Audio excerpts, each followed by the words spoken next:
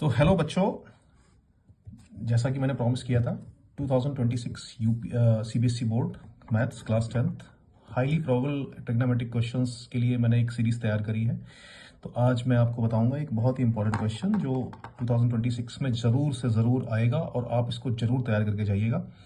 तो हमारा ये क्वेश्चन है कि tan theta plus sec theta minus 1 divided by tan theta minus sec theta plus 1 and we have to prove that this is equal to 1 plus sin theta divide by cos theta. तो ये prove करना है। सबसे पहले थोड़ा सा मैं आपको आइडिया दे दूं, इस तरीके के सवालों में हमें मेनली सबसे पहले देखना होता है कि जैसे यहाँ पर tan दिया हुआ है और आंसर साइन और कॉस के टर्म्स में लाना है। तो सबसे पहले हम फर्स्ट स्टेप होगा कि tan को साइन और कॉस के टर्म्स में यहाँ पर पुट करें और sec को 1/cos थीटा के टर्म्स में लिखें और फिर सवाल को सॉल्व करें। तो इस क्वेश्चन में नहीं, बट अगर इस तरीके के मिलते जुलते किसी भी तरीके के सवाल आते हैं तो आप वहां पे ये कर सकते हैं। यहां पर नहीं होगा तो बहुत लेंदी हो जाएगा। शॉर्ट ट्रिक बताता हूं क्योंकि एग्जाम में इतना टाइम बचा नहीं है अभी। यहां पे जो 1 है, 1 की जगह हम sec और tan का कोई रिलेशन, जो एक आइडेंटिटी आपने पढ़ी होगी, उसको पुट करेंगे। जैसे यहां पर 1 को हम लिख सकते हैं sec square theta minus tan square theta.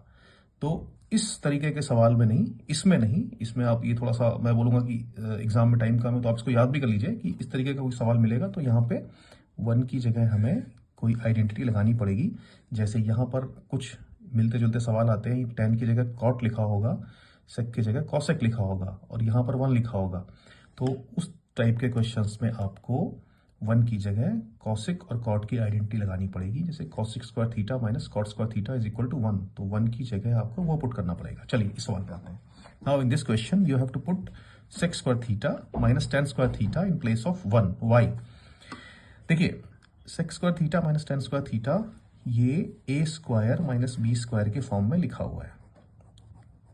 यहाँ पे a जो है वो sec थीटा है, b जो है वो tan थीटा है।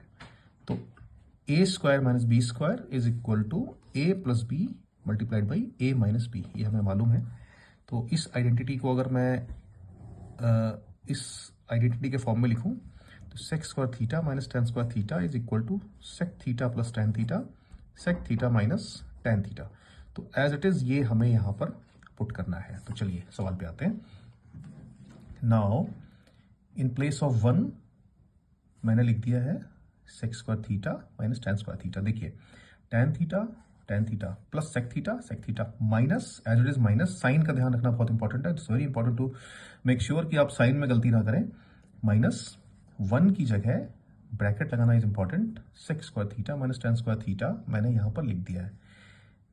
डिनोमिनेटर में मैंने एज इट इज जो सवाल में दिया था वही लिखा है, इसको चेंज नहीं किया है। वो मैं आपको बाद में बताऊंगा कि इसमें मैंने ये क्यों नहीं किया है।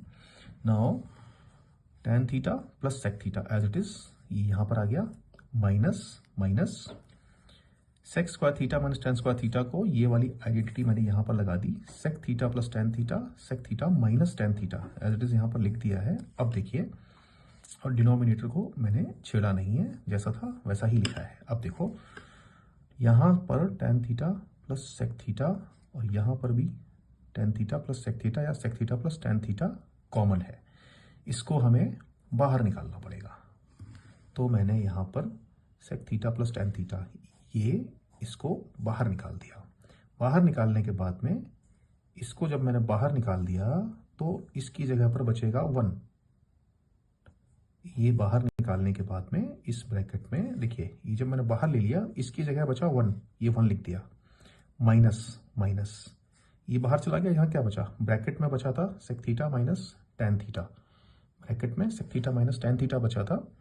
जब ये माइनस के बाद ब्रैकेट मैंने ये वाला ओपन किया तो ये प्लस का sec थीटा ये माइनस के साथ में माइनस sec थीटा बन गया, ये माइनस का tan थीटा इस माइनस के साथ में प्लस का tan थीटा बन गया।